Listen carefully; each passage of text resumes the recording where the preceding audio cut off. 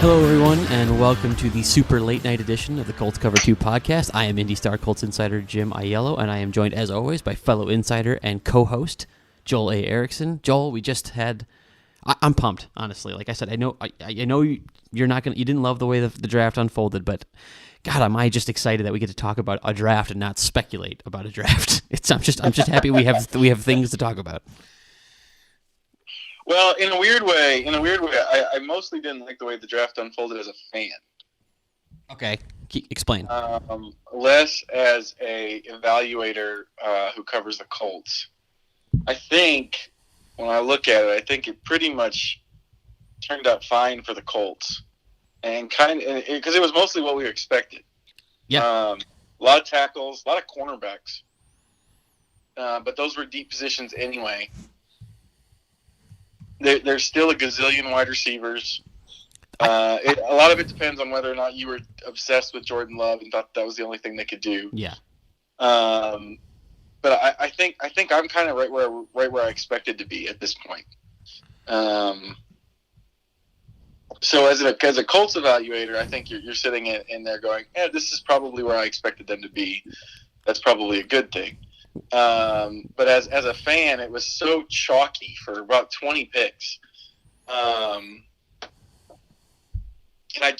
I like the draft better when there's crazy moves that people don't understand and they're moving all over the board. And this draft felt to me probably more than any other draft that I can remember that the media actually, the draft analysts were actually pretty much in lockstep with what the NFL was saying. Yeah, I think there's going to be a lot of happy draft nicks and draft pundits out there thinking they nailed it, which they did. I mean, honestly, like you said, it was kind of chalk, it was kind of by the book. What I will say for the Colts and what you said was I think there are a few guys, which is what they needed. We talked about, I think we wrote in our story on our mock draft, they kind of wanted chaos, a lot of weird picks, and that way a bunch of first round guys slipped to the second round. But what they got was not chaos, but they did get a few guys that I think people are like. Xavier McKinney was a guy people thought was going to go in the first round. I think AJ Epinesa was supposed to be one of those guys. Gross Matos, the pass rusher from Penn State. Even Antoine Winfield, and then the receivers that we'll get into a little bit here. I think there's 6 or 7 guys that people kind of classified as first-round talent, which is going to be perfect for what Chris Ballard wants to do at 34. But before we get into all that, I just want to recap. I mean, what we're going to do is kind of go through the draft. We'll talk about DeForest Buckner versus 13 and what the 49ers did with that pick, turning it into more draft capital and the replacement for DeForest Buckner. We'll get into Jordan Love. You touched on it already. I think we got some interesting tidbits to talk about there, especially. And then we'll talk about what the targets are going to be. Who are they going to be looking for in the second round? What holes are they going to try to fill? Quarterback, receiver, other targets. So I'm excited. I think there's a lot to get over, so we'll go through it quick. But yeah, to get what it was kind of a boring start. It was chalk, all the way through. That was the first time in 5 years there hasn't been a trade in the top 10 picks. Yep, and then I'm pretty sure there was only one more for the next 10 picks. And I have no idea how long that would be. And the other thing was the trade that happened in the next 10 picks was as boring a trade as you can have. Yeah, it's Tampa Bay sliding back or sliding up one spot. The 14th pick just flip-flopped. Yeah, it was, like you said, it was just kind of they wanted to make sure they got their offensive lineman and paid a 4th-round pick to do it, which some people will insult them from. I've always been one of those guys, if you have a guy, go get him. So, well, they had such a clear need at right tackle. But poor Joe Haig. Joe Haig, by the way. Say what? I said poor Joe Haig, by the way. Went there. Oh, yeah, that's right. Went to Tampa Bay to start at right tackle, and he got replaced pretty quick. He probably knew that was going to happen, though. Yeah, it was a possibility, but at least it wasn't Costanzo and Braden Smith. So I guess yeah. The other thing about it is that there weren't trades, and on top of there not being trades, there was no. There's almost always. John Ross going 9. I'm trying to think who it was last year. There's usually one pick in the top 10 that everybody goes, wait, what just happened? Yeah. Well, was it Thomas going 4? It was about the closest we got. No, well, see, the thing is, that sort of is, but everyone had put him in that top tier of 4 tackles and said, he's one of these guys that could go there. That when it happened, I was like, okay, so that's the guy that people thought that made it. You know what I mean? Yeah, that's fine. It wasn't a huge surprise for sure. I think a lot of people had Wirfs maybe going first, but otherwise, yeah. And he ended up being the last one going. Yeah. But if you were reading draft analysts, a lot of them said that they thought maybe he had to be a right side guy or maybe even a guard, and that, to me, that makes sense why he would be the guy. For sure. The one last year, Cleveland Farrell went 4 to the Raiders. That's you're right. And T.J. Hawkinson went 8 to the Lions. There was stuff that was more of a shock. Farrell was crazy last year. I remember that now. Daniel Jones, the Giants. Like, normally there's picks in the top 10 that a team makes a pick and you're like, wait, what? I didn't see that coming. And of the first, I don't think you or I texting each other back and forth during this thing. I don't think we said that until the 19th pick of the first round. What was that pick? What am I? Damon Arnett to the Raiders. Oh yeah, that was a reach. Yeah. That felt like a reach. I think that was the first time that we were like, oh, I can't see them taking that player there. Yeah. No, for sure. You're right. Every other pick was at least explainable in some way, right? Like, well, and the CeeDee Lamb to the Cowboys one. I mean, you know what? I mean, if you're going best available, they did it. Is it a need? No, but he was. Well, that's the thing. That's the thing about the CeeDee Lamb pick is it only seems surprising because the need pick. CeeDee Lamb going 17 is right about where you'd think he'd go if Henry Ruggs gets taken first. For sure. You're right. It just maybe Henry Ruggs was a surprise, but not like a huge surprise. He was supposed to be one of the top 3. So right, and some people said he could go first. I saw a lot of people that said that people liked him most, and hey, it's like Al Davis is back going with a speed guy. I loved it. Super, super, super chalky. Yeah. It was like, I hope you guys, people listening stayed up and enjoyed it because this was like the most thrilling thing I think we've had in terms of live sports in a while. But let's get to the Colts-y angle of this. It's the trade, right? It's the DeForest Buckner now for Javon Kinlaw, who the 49ers drafted at 14. They traded back one spot, got an extra 4th round pick. I think gave up a 7 in that deal too. And so that's kind of where the trade now becomes, right? It's Kinlaw for 4 to 5 years on a pretty cheap contract versus DeForest Buckner, one of the best defensive tackles in football, on a premium contract, and along with whatever the 4th round pick is. So break it down. Where did you fall on that, Colts value wise? Well, it just depends on what Kinlaw becomes. Right. Okay. Because the thing is, honestly, if Kinlaw is your average 3 technique, which is not just necessarily a difference maker, he just makes some plays. Just a guy, yeah. Then, unless something happens to DeForest Buckner, I would assume the Colts feel good about the trade. Right. Like Kinlaw has to be a Pro Bowl level player and a pretty consistent one, I think, for the Colts not to feel good about it. I will say this real quick. Let's not judge this trade a year from now or even, a year and a half from now. No. Because Buckner himself took like a couple of years to kind of really break out. No, and that's true. The other thing is I saw some people sort of saying, well, the Niners just landed another 1st round defensive lineman. And the Niners have done a good job of building a defensive line, but I think people forget a little bit that some of their 1st round defensive linemen have been wildly disappointing. Yeah, Solomon Thomas stands out as the big one. Solomon Thomas is at this point just a full out bust. If you take away Eric Armstead's year last year, it wasn't good. It wasn't where he got picked. So yeah, they picked a defensive lineman, but it's no guarantee that Kinlaw is going to develop into what Buckner is. No, and and like I said, we know why. Like, again, if you're doing Kinlaw versus Buckner, it's a no-brainer.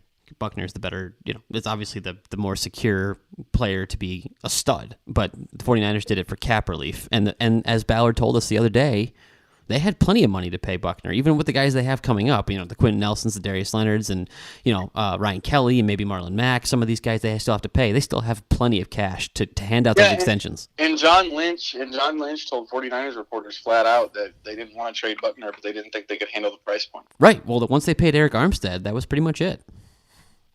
I will say this for the Colts. Javon Kinlaw, do you know how old he is?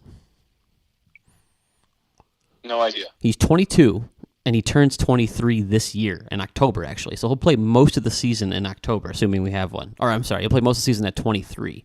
DeForest Buckner just turned 26. So not a huge age gap, really, after that trade. Well, and the other thing is, I really like Javon Kinlaw, and we kind of both have. Me too, yeah. But the book on him is that he's pretty raw. He is, and actually, I think there's a chance that he might not be a real difference maker. So the thing is with the Niners is the Niners can kind of afford to slot that guy in there because of Bosa. Exactly. Yeah, I totally agree. I think it's a great landing spot for Kinlaw, particularly. Right. They have Bosa to kind of be a bell cow. The Colts needed a bell cow. They needed that guy. Right. They didn't have their breakout stud. Actually, overall, I thought San Francisco did a hell of a job with Kinlaw. And listeners of the podcast know, I'm a big Brandon Ayuk guy, and they went out and got him at 25. So I thought they did pretty well today. But yeah, I think it all depends on what Kinlaw does. If Kinlaw makes 3 Pro Bowls, even if Buckner plays at that level, I think you're going, well, you could have just stayed where you were and you wouldn't have given up resources and you'd have had a Pro Bowler. Right. If he doesn't, though, if Kinlaw doesn't play at that, he has to get to that level, I think, for it to look like it was a dumb idea by the Colts. Yeah. Right now, I think you always kind of side with the team in terms of who won the trade. You side with the team who got the better player. And right now, it's Buckner, no doubt. Well, and that was the thing. I tweeted out, I got in trouble by tweeting out, it's essentially Buckner for Kinlaw. And people were like, well, what about the money? Which is true. 100%. But in my head, I was just thinking about who's the football player on the field. Right. I guess if you want to open it up, and this is what I was texting you and our boss, Nat Newell, which was just to say it's not necessarily just Buckner for Kinlaw. It's Buckner for Kinlaw and all the players they can afford not paying Buckner. You know what I mean? Right. And for the Colts, it's the opposite, right? It's Buckner minus the players they probably couldn't sign or afford. But again, I don't think that's a huge concern from them, given where they are with the cap right now. So, well, and some of the stuff out of San Francisco, where it sounds like they might have, I think I saw a report that they were maybe thinking about moving on from D Ford or Quan Alexander already. Oh wow, okay. If you've got yourself in that position. That was the thing I just kept coming down to. The Niners didn't want to get rid of him and had to because they got themselves in a certain cap position. And, hey, they made a Super Bowl. So yeah, it's worth it. Before that. But you still had to give up a player you don't want to give up. Yeah. Well, you know what? I wanted to ask you. I don't know if you got the draft board in front of you, but because we're going to go pretty Colts hard for the rest of the way. But I did want to say or ask before we get to the next Colts topic, was there a pick in this draft that you really liked? And you can tie it to the Colts if you want. Hey, I wish they were still at 13 so they could have grabbed X or could have traded back or whatever. But or you can just go, man, I really like the value and I liked this guy and this fit quite a bit. Jerry Jeudy in Denver. Yeah. Why? I like that too, though. Well, you've got Drew Locke there. Drew Locke's a guy who, he's a young quarterback. You want to give him weapons. You already have a really good one. Cortland Sutton, but I love Jerry Jeudy,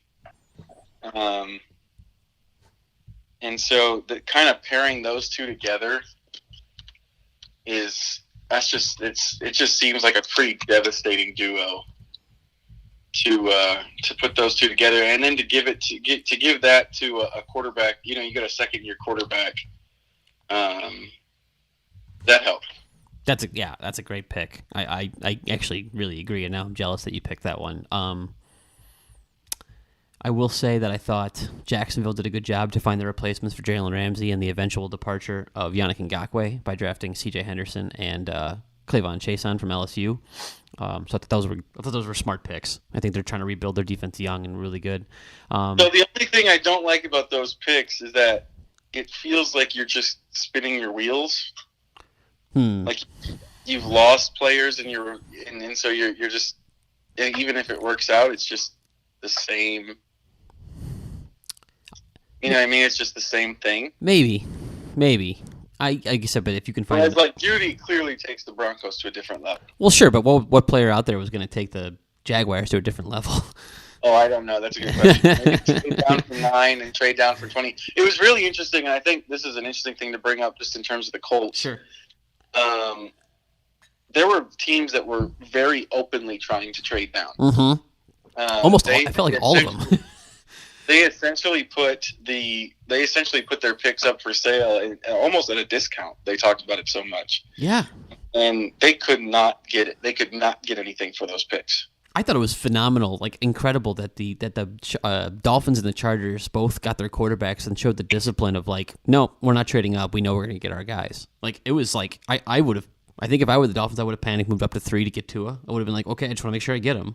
But they were like, nope, we're going to sit back at 5 and make sure we get him. And the Chargers the same at 6. So I thought that was pretty impressive by both those teams. So yeah, I think that's also interesting is that the league as a whole, which I think probably speaks to the depth of the draft. Sure. That teams didn't feel the need to move up. Because they didn't start moving until the 20s, really. Yeah, no, they didn't. No, you're right. I will say that just to throw in mine, I this is kind of maybe a cheap pick, but I loved the Isaiah Wilson pick by the Titans late in the draft at 29. I mean, he's like a clear right tackle. He's a clear right tackle. He's a road grader guy. He's exactly what they need with running the Derrick Henry offense. You said it was a cheap pick, I thought you were about to say, I really like Joe Burrow, the Bengals.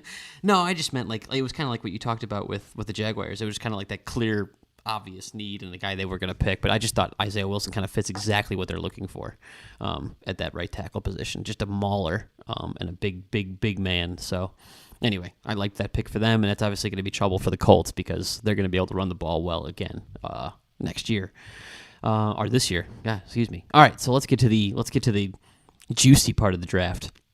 Green Bay, the team you grew up rooting for, trades up for Jordan Love, and just first gut, what did you think of that? Trade up to 26 and gets Jordan Love, the quarterback, the heir to Aaron Rodgers, and obviously we'll talk about the Colts ramifications. Well, I've been pretty consistent on here going back to last season. If you think a quarterback is the guy, you should do it. Mm-hmm. And so if the Packers think Jordan Love is the guy, and I'm actually reading a quote right now, the Packers brain trust is talking. But they talked about Jordan Love, and they said these things take time, especially at this position. So they took him knowing that he's not going to start right away. Yeah, they know that. And he's a project. I mean, everybody kind of knew that. It was going to take a little bit of time. Sorry, I just noticed something on Twitter. Is it the thing that relates very directly to what we're talking about? Yep. Okay. So the Packers clearly think that Jordan Love can be that guy down the road. Right. I think what we know, and I wrote this in a story, is if they thought he was the guy, they would have done it. 100%. I think. Listen, we know from our sources around the NFL that the Colts stayed with Jordan Love through the whole process. They stuck with him. They were evaluating him. There clearly was some interest there, and a level of interest there that is, maybe more than others. But I think at the end, they just determined it wasn't their guy. And I think we got that pretty clear signal when they traded 13. Like I was interacting with a lot of fans or Colts fans on Twitter today before the draft, and people were like, "Well, they didn't want to pay a first round pick for him. They know he's a second round pick." And I was like, "Okay, fine, but like the better way to do that, if you really think he's the guy, is to trade back from 13." And then then you slide down to 20, to 21 or whatever, and you pick him there, and you get your extra draft capital, and boom. That's what happens. You get your guy. You get the franchise-changing quarterback a little bit later in the first round. I think the Colts made it pretty clear that they were like, well, maybe we like Jordan Love, but if somebody else goes and gets him, okay. Yeah, no, I think that's all. It just makes... The other thing is, if they needed to jump Green Bay, they could have done it. They had more ammunition than Green Bay did. Green Bay was picking 30. Their second-round pick is 60. Is that right, or is it 62? I can't remember. I can look, but I don't even know the details of the trade. What did they give up to move up? They did not give up their second rounder. Okay, they were at 62. So yeah, obviously the Colts could have blown that away at 44 or 34. Or, yeah. And again, I think it was I wish I should have pulled up the full details of that trade, but like I think the point remains the Colts could have gone up and got Jordan Love if they want, and I reported tonight that the Colts made no attempt to move up in the draft tonight. And again, is that a reflection of Jordan Love? I think so. I couldn't say definitively that it is, but they didn't try to move up today, and if they wanted to go get Jordan Love, they could have. I think that speaks volumes. Yeah, no, they still had, even after the trade, they still had the capital to get him, especially where he ended up going. And they didn't do it. And that tells you exactly what you need to know. I completely agree with you. And we've been saying, like I said, you and I have been kind of beating this drum for quite a bit of time. I mean, saying that they wouldn't have traded 13, they probably wouldn't have signed Phillip Rivers and kept Jacoby Brissett. All these things in tandem. You know, I mean, again, none of them isolated, but all of them in tandem probably told you what you needed to know about what they felt about the quarterback, the quarterbacks available to them in the first round. And of course, Chris Ballard's been not so subtly hinting what they thought about it for weeks now. How do you mean? Maybe going back to you're right. Maybe going back to the combine, talking about you don't push a guy up too far. Yeah, you're not going to force it. You're right. And I think again, would they have taken him at 34? Maybe they would have, because maybe that wouldn't have been forcing it. But when somebody decided to go ahead of them, they were clearly who knows if who did they trade up with? Miami? It was Miami. If Miami called Indianapolis and said, "Hey, listen, this is happening," and Chris Ballard probably went, "Okay, let it happen, do it," Yep. So. Yep. Totally agree. So anyway, that was like I said. I think we learned quite a bit about the Colts as an organization, of what they thought of of Jordan Love and where they're headed as a team in terms of quarterbacks. So yeah, I mean, I think we covered the first round. Unless there's anything else you want to talk about, I want to get it in the second round, honestly. Because I think the only other thing is there was a part there in the first round where I think both you and I thought that. We both thought that there might be a run on receivers coming. True. Like a crippling run. Well, it was close. I mean, that was... It started to feel like people were like panic buying them a little bit. Yes. The Eagles took Jalen Reagor at 21, and then the Vikings took Jordan Jefferson at 22. Yeah. And then the Niners moved up to take Ayuk at 25. And even before that, though, before the Saints picked an interior offensive lineman, you and I were kind of sitting there going, they need one. Yeah. They need a receiver. And Green Bay, before you knew they were taking Jordan Love, they need receivers. Yep. Baltimore has been talked about as a place that might be taking receivers. And so there was a feeling there, like you and I were going, this might, like, as deep as this receiver class might be, maybe everyone is saying we're not going to wait and we're just going to go get our guy now. And the more people came off the board, the more people would be like, okay, we have to go get them. Yeah. And that didn't end up materializing. The Love pick sort of stopped it. Yeah, no, for sure. That's definitively what ended the run. There were no receivers taken after that. Which I think. So the Colts go into tomorrow with, and this gets into what you were just saying about the second round. Yeah. The Colts go into tomorrow with good players still on the board. Denzel Mims from Baylor, T. Higgins from Clemson. Yeah. There's somebody else. Who's the other? Michael Pittman is the guy. I know you're a guy. I think if you wrote this article, you would have included Chase Claypool, and I have a hard time disagreeing with you. But I think those guys are maybe the rest of the top tier of receivers. I can pull up who's left in terms of just available. Laviska Shenault, who you and I have both kind of soured on as the process has gone on. Well, and I don't know how he fits that. I don't know if he fits that well with the Colts either. I agree. And then there's I've seen other people. I don't feel this way. I've seen other people put kind of the little speedster KJ Hamler up and maybe in that kind of mid tier with these other guys. I don't have him there. And after that, I think it's pretty like, Brian Edwards is another guy that's made an appearance in that top tier. But other than that, like I said, I think you're talking about the three we talked about: Pittman, Mims, Claypool, and who did I just skipped somebody again? Oh, Higgins. And so yeah, I mean, those are the guys I think are going to be targets for the Colts. I'm going to be honest with you. I'm going to be surprised if they don't end up with one of those guys.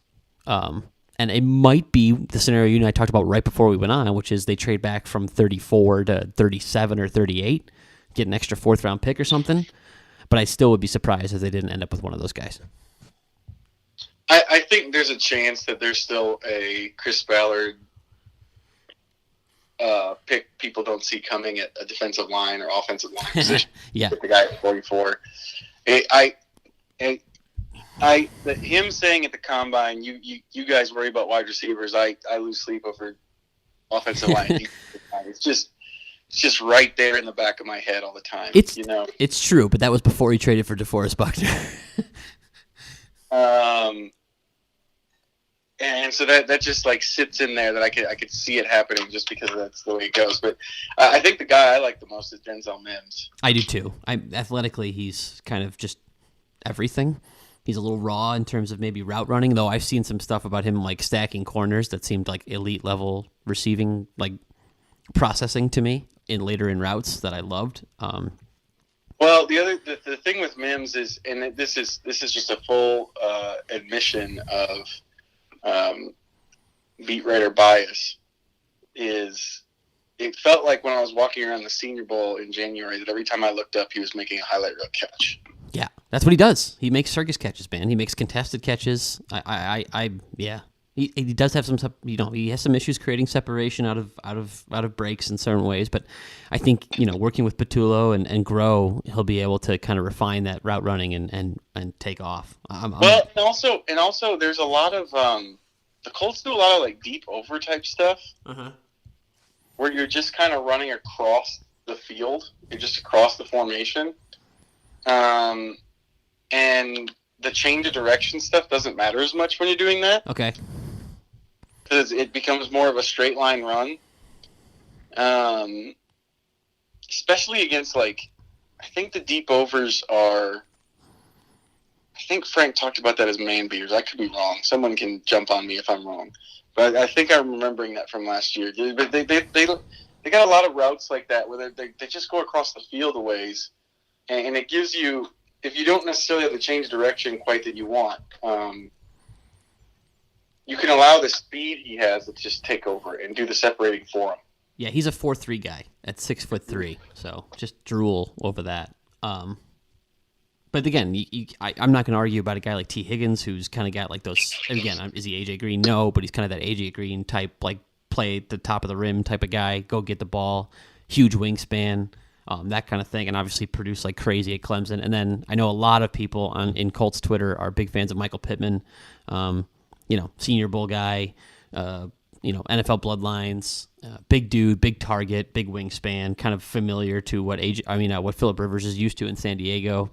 So, like I said, I'm a fan of any three of these guys. I could make a case for any three of them. And again, I know you want to make a case for Claypool, so if you want to now, you can. Claypool just interests me. He interests me as somebody. He weighs right around 200. He weighed in at the combine right around 240 pounds. Yeah, it's incredible. And then ran 4.42. And normally you think of those guys as like workout warrior types, but he caught 13 touchdown passes last year. Yeah. Yeah, if you want a mismatch nightmare like Ebron was for the Colts, that's kind of the guy you just slot right in. Yeah, and they did a lot of like throwing the ball up to him. Yep. It's a good fit. And that interests me. It just interests me a lot. I could see, so in that scenario, maybe you wait till 44 and you maybe pick somebody else at 34 if you trade back, but you were... Go ahead. I'm telling you, like there's this nagging thing in my head that like it's not going to be a receiver with the first pick tomorrow. Okay. It's just sitting there in the back of my head like a buzzing headache. Well, I put, again, people who listen to this podcast in our mock know that we had a long conversation about Espinosa, and the Gross Matos from Penn State. I think you and I both assumed. Oh yeah, he's not available, or he's still available. He is still available. I'm going to tell you now. I did a list of 10 guys for IndyStar.com of who the Colts could target, and I'm kind of kicking myself for not including Gross Matos. But yeah, I was wondering, do you think that's a good fit? And what do you think the Colts might do with a guy like that if he's available at 34? I don't know a ton about him. He's 6'5", 266. So actually, he's only a little bit smaller than Espinosa. So I'm wondering if you think he's maybe another guy. He's probably more of an athletic fit. He's probably more of a fit athletically with what they want from ends, or at least what they traditionally wanted from ends. Okay. Than Epinesa is, based on what I know. He didn't run his 40, so that doesn't help. No, it does say he's more of a. Even in the ESPN profile I'm reading of him, it's saying that they would ideally kick him inside on pass downs and let him rush guards with his power. That makes me wonder if maybe they don't want him there. But I mean, again, if you're doing just like size, weight, or height, weight, he does fit what Sheard is. What departed Sheard left at defensive end. But like you said before, and we've been over this before, but if you don't have the kind of that quickness, they maybe don't want you on the end. Yeah. So it's interesting. Yeah. So I mean, like I said, you know how I feel about Espinosa. I'm a big fan. It does say, I mean, like I said, I'm reading another thing that says he's got some explosiveness to his game. He's not, when they do those end guys though, Ballard tends to get those kind of long-limbed, bendy, quick guys on the edge. Obviously that's not Sheard, but those are the guys he drafts on the edge. You're talking about Toure and Banigou and those guys. So, well, but he said before that you want that, and then if you can't have that, you have to figure out how they're going to win. Justin Houston maybe isn't as explosive as he was younger, but now he's become a pretty insane power rusher. That's fair. That's very fair. So you have to be able to make up for it in another way. And I think when you're talking about that, you're talking about you really have to see it. I don't think it's I think I could be wrong here. I don't know if Chris Ballard is going to look for the try-hard second-effort sack guy. I think he wants the guy who can get to the quarterback on his first move, regardless of whether it's strength or power or speed or power. And I think he probably prefers speed. I think he usually does prefer speed too, which I think, I don't know. I'm not gonna say it rules out Espinosa, but that's definitely his go-to is just pure power. He's abnormally strong even for a guy his size, so that's kind of what he's at. I don't know if there's anything else you want to end on the edge guys, but those seem to be the two guys that kind of stand out for who's available. I know one thing you're real interested in is offensive tackle, and there are Josh Jones from Houston and Ezra Cleveland from Boise State, both guys I included in my write-up here. Any interest in grabbing one of those guys at 34, or slightly after? Yeah. Yeah. Yeah, I mean, it's sort of, you think of it sort of as a luxury pick to take a tackle that high when you have Anthony Costanzo around for the next 2 years, and Braden for 2 more years too. Smith, yeah. But there's a lack of depth right now. I don't think anyone in Colts land would call the Raven Clark a sure thing as depth for sure at all. They don't have an interior guy, and here's the thing. We've talked about this before on the podcast, and I don't necessarily know if people remember, but if you take that player there expecting him to be good, and you bring him in and say you really like him and you think he's one of the best 5, well then whoever you bump out of the starting lineup, which I think is probably Mark Lewinsky, sure, becomes a really good backup. Yeah, I like. So to address if you take that guy in the second round and you end up getting a starter there, well then you also address your depth issue by making a good starter a backup. I completely agree. I actually like Josh Jones quite a bit. There's some book on him that says he could slide inside and play some guard while also developing as a good tackle. I love that a guy could play potentially 4 positions for you if in a pinch. I like that versatility. 4-year starter, senior, captain of his team, just kind of fits the Chris Ballard mold. I'm not as big a Ezra Cleveland guy as others, so Josh Jones would be my preferred pick at the tackle spot.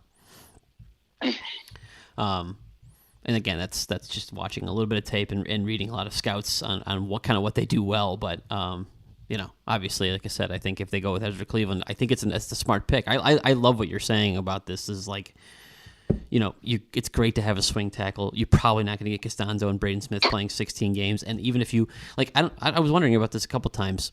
If you draft a pure tackle, right, right, as a swing guy, and say Glowinski gets hurt, do you have any interest in kicking Braden in for a game? Yeah.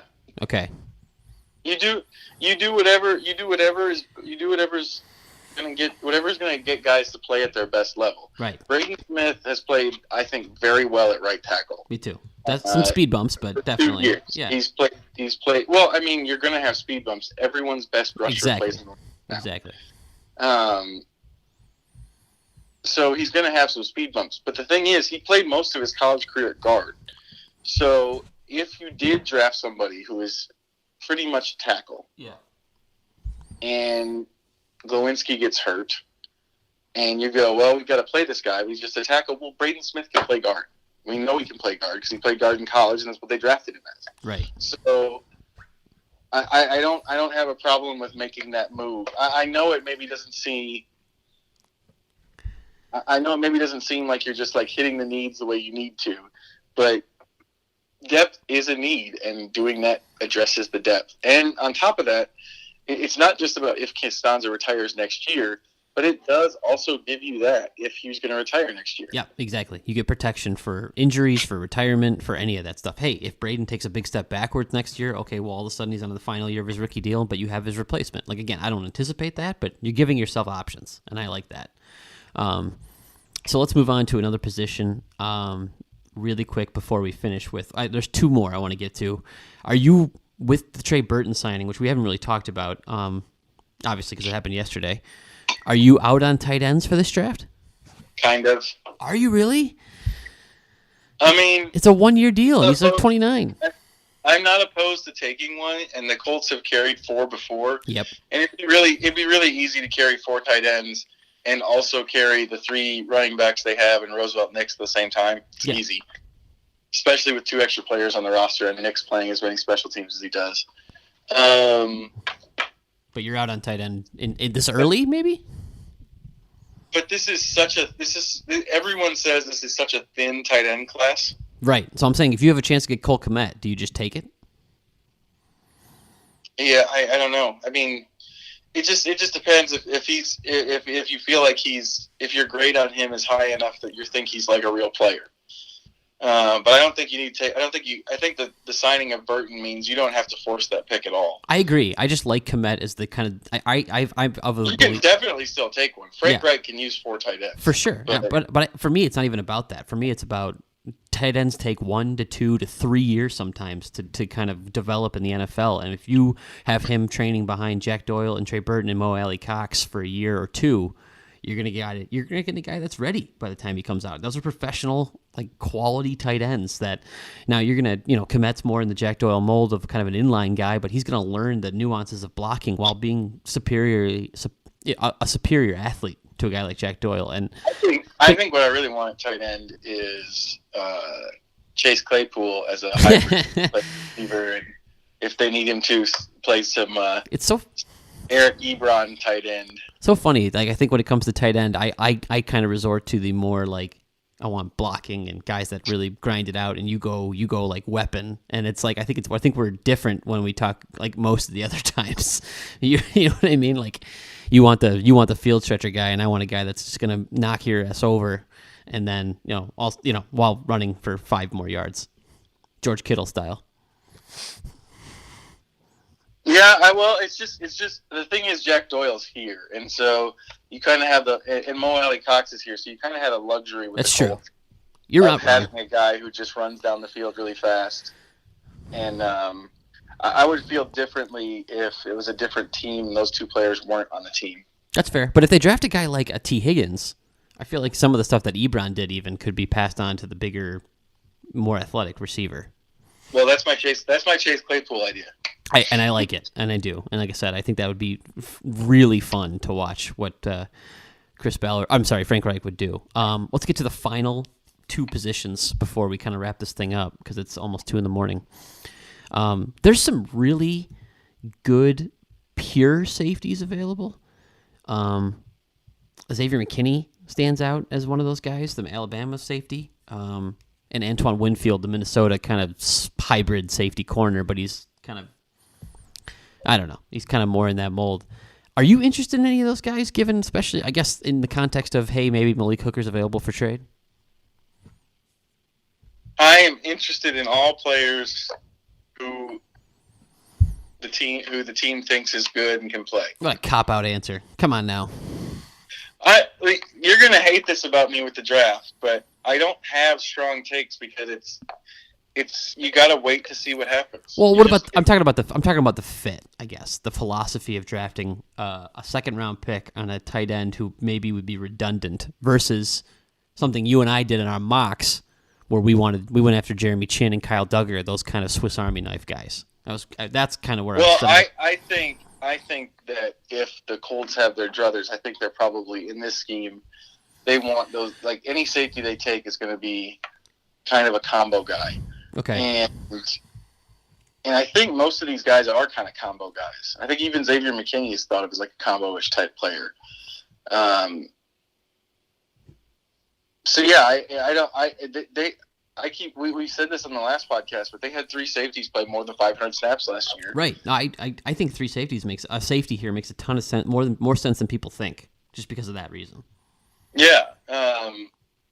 And so if you're going to get one, then you just kind of mix and match them and figure out what's the best way to do it. Yeah, I'm a big fan of Jeremy Chin's game, and from what I've read about Kyle Duggar, and obviously that was going into our mock, he does a lot of the same things, similarly kind of freakishly athletic at a small school. So I'm a big fan of those guys. I really just kind of envision a very fun, like Matt Eberflus just kind of flipping out with like all the different ways he could use those kind of guys.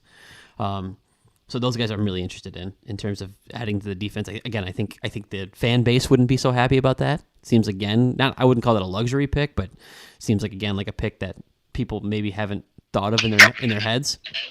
So yeah, that's one interesting spot to me. So unless there's any other position you want to talk about, cornerback is one that people have talked about, and there was. Let me look this. There were a ton of them. Yeah, there's a couple left that are. I mean, you could even classify Winfield if you wanted to. In that regard, I mean, and then there was. I think 6 cornerbacks came off the board in the first round, but cornerback was always considered a fairly deep position.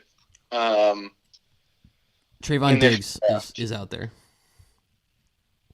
Alabama corner, brother of Stephon Diggs, 6'1". So definitely, in the Chris Ballard mold, though he's, I don't know. Alabama cornerbacks sort of have a history of not quite living up to their draft reputation, too.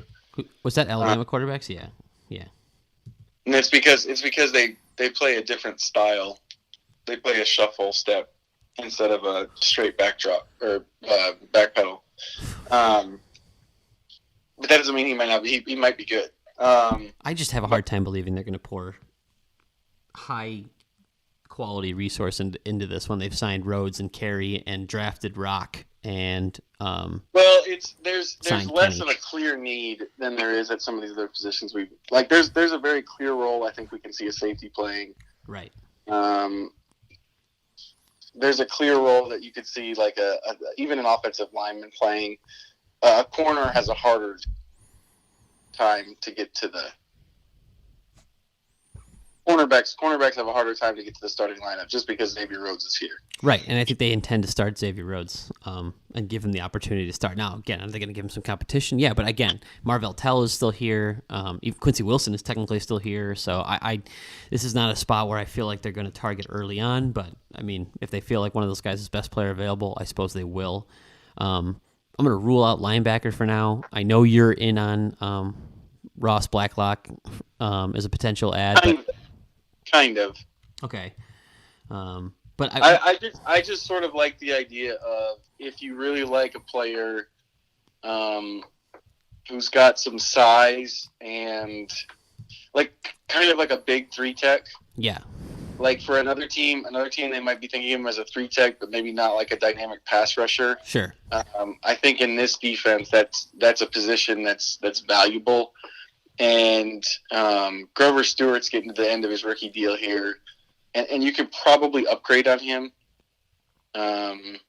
Yeah, and he's like, it's like you can kind of add more players to that interior. I think it's Grover. It's like kind of Grover with a little more pass rush, which is probably a more appealing player to the Colts. Right, like a 300-pound guy who can get after the quarterback a little bit. Right.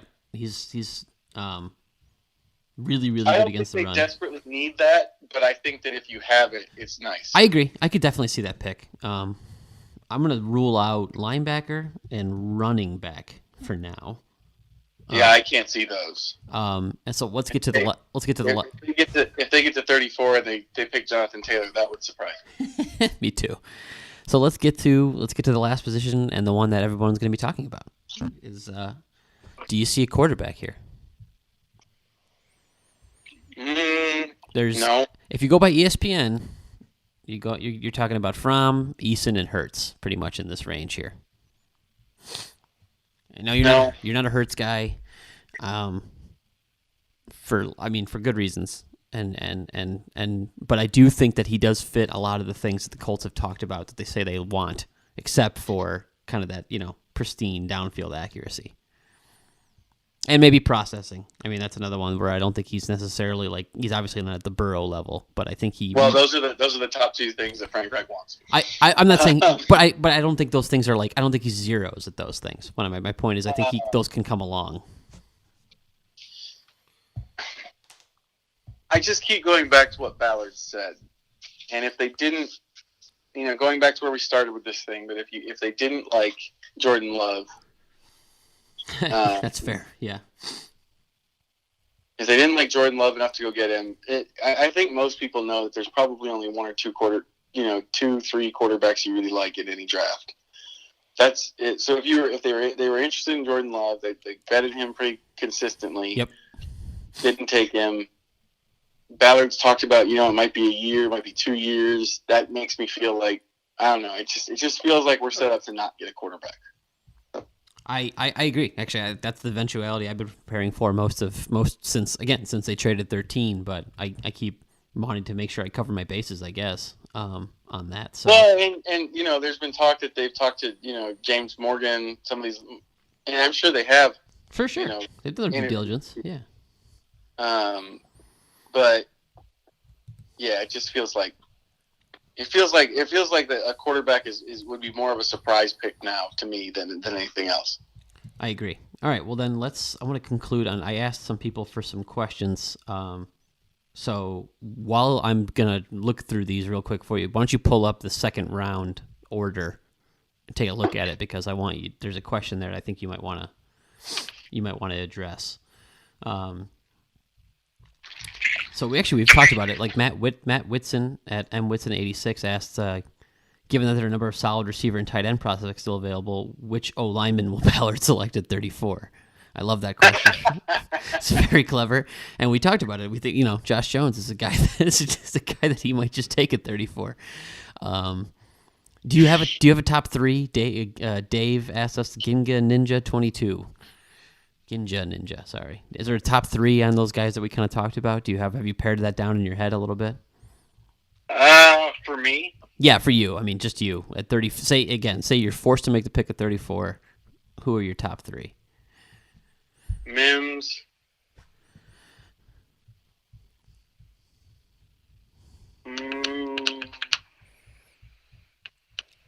Maybe Jones. Okay, I'm gonna wait and see who I thought you were gonna say. There's one other guy in that range. Well, I'm probably forgetting who it is. Well, we've talked about him already. I mean, we just talked about him, but I mean, I can read you the guys I put in my list if that helps you at all. I got Hurts, Higgins, Pittman, Mims, Kmet, Epinesa, Jones, Cleveland, Chin, Duggar. Maybe Jeremy Chin. I knew it. That's who I thought you were going to say.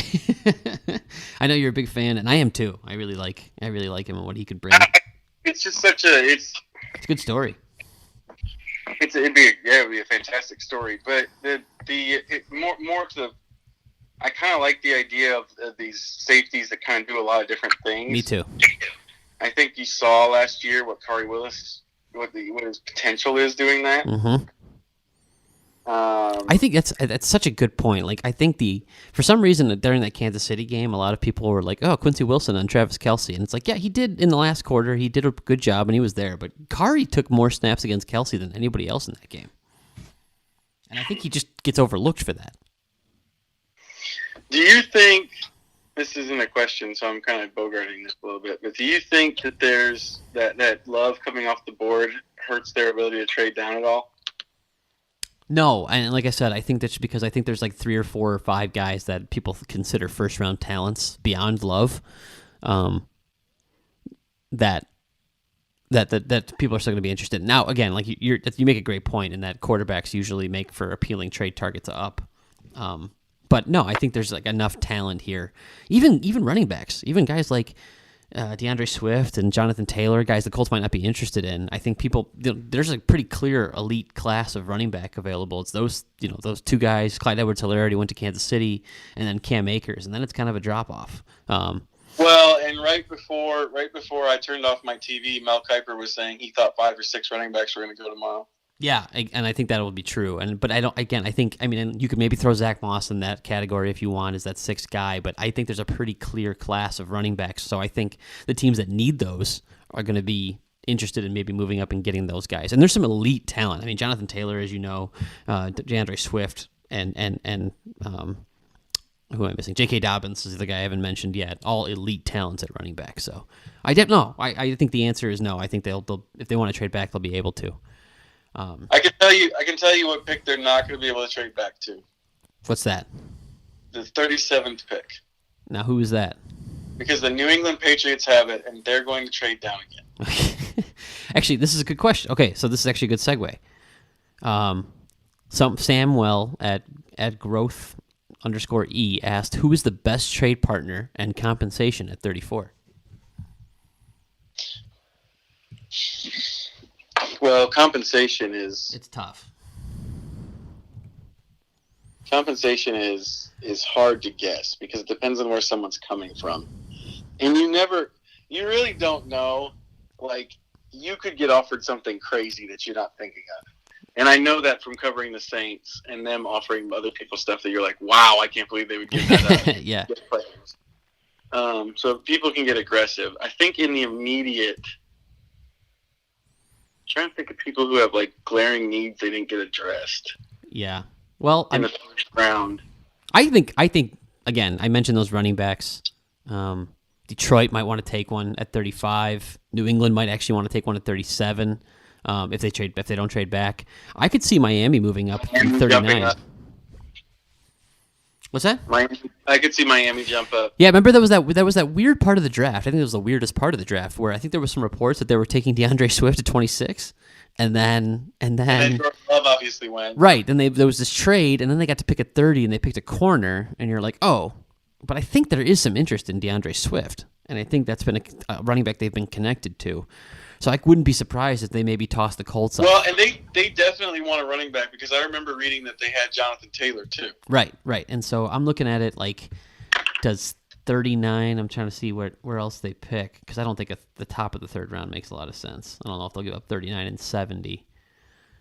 But 39 and, hold on, flipping through their 4s. I haven't done the points yet, but 39. You're not going to like this, but there's a spot where I think they're not. If you want to talk about maybe getting compensation that's a little bit over the top, I think the pick right in front of their 2nd pick in the 2nd round, the Chicago Bears at 43. They're not trading up. From what I've read, again, this is me coming from the Chicago background, from what I've read, they only have 2 second-round picks. They don't have a 3rd. I think they want to try to trade back. Oh. That's what I've read, but again, I don't know. Yeah, that's hard. They didn't have a first-round pick either. So here's my question, and I don't know this answer to you. Does Ryan Pace has Ryan Pace traded back yet? He has. He has a couple times. Yes. Okay. He has a couple times. Actually, the one I proposed in the story I did, which I think is interesting, is if you want 2 second-rounders, you got to be willing to wait. But Seattle 59, Seattle 64. Does that feel like a John Schneider thing to do? No, but then he made his pick today, so who knows what John Schneider's up to. That's a good point. 56, and the other one I think I did was 56 and 70 for Miami, if you wanted to get two picks that are like in that sweet spot, second and third round. But again, you'd be falling a long way from 34 to 56. They haven't necessarily been opposed to that in the past, to fall further than you might think. I agree. But like I said, I guess my best case scenario is maybe Miami at 39 and their fourth round pick would be my guess, or Jacks or the Browns usually tend to have guys that they really like, so maybe 41 and wherever their fourth round pick is, something like that. I don't know. That's just, I mean, we're just kind of speculating. Well, I guess I got to get this joke in there just because I have to. Bill O'Brien's picking 40th. No, he's not. He's moving up. and who knows what he might trade? Oh yeah, you're right. Hey, Deshaun Watson looking mightily appealing for 34. That would be a quarterback of the future. I do not know what they would do with Phillip Rivers in that situation. What would Shawn Watson do with all that time behind the line of scrimmage with the offensive line? I don't even know. It'd be ridiculous. He would lead the NFL in time to throw. I mean, longest time to throw. One question from Kevin Hickey, at Kevin Hickey 11. Better odds: Colts stay at 34, or take Mims, or trade out. Trade out. I agree. I think trading out is the more likely scenario. Nick Moore, a frequent podcast listener. Thank you, Nick. He asked us how we felt about Gross Matos. So we kind of talked about him a little bit. John just kind of made a comment. John Ed said, "This is what I'm hoping for at 34: receiver or cornerback at 44, receiver or cornerback at 75, whichever isn't selected at 44." That's fair. I don't know. I'm not as big on the need of corner, but. Well, I think the other thing is that corner is sort of like a sneaky deep position here with a lot of length. Yeah. And so you might be able to get a guy in the fourth round. He always does. He took Harrison in the fifth. He took Marvell Tell in the fifth. Like, he does tend to find guys that he likes in the fourth or fifth round. And Kari in the fourth. Depth chart set up to do that this year. Yeah. All right, well, like I said, I think we've covered most of the options. Is there anything else you wanted to add about the second round? We're going to do another podcast. I think the better idea for us will be to probably do it on Saturday after the draft. But we may, who knows? Maybe we'll feel like we're going to come back and do one tomorrow night. But anything you wanted to add about targets or what you saw tonight? No, I think we nailed it. Good. It's always tough when we do these late night ones to keep your brain locked in. Correct. I'm really glad the draft. What time does the draft start tomorrow? 7? Yep. Okay, good. I mean, it means I get to sleep in a little bit. Yep. And then start trying to figure out if the Colts are trading back already. I wouldn't be surprised if they have a deal in place before the hours before the draft starts. Would be my guess. So. Yeah. If I had to put money down on anything tomorrow, it would be the Colts trade back. Me too. One of those two picks in the second round. Maybe not 34, but. Yeah, it just depends. If they see Denzel Mims as like an elite receiver that slipped to the second round, then they'll take it. But if not, if they don't have anybody like that, they're going to try to move back. So yeah, or T. Higgins or who knows. So yeah, all right. Well, that's it for us. I hope you guys enjoy. You guys can listen to it tomorrow morning and the afternoon, and hopefully you feel like you're ready and prepared to go for Saturday night, for Friday night, which will be the most interesting day I think for Colts fans. So enjoy. Thanks for listening. Talk to you soon.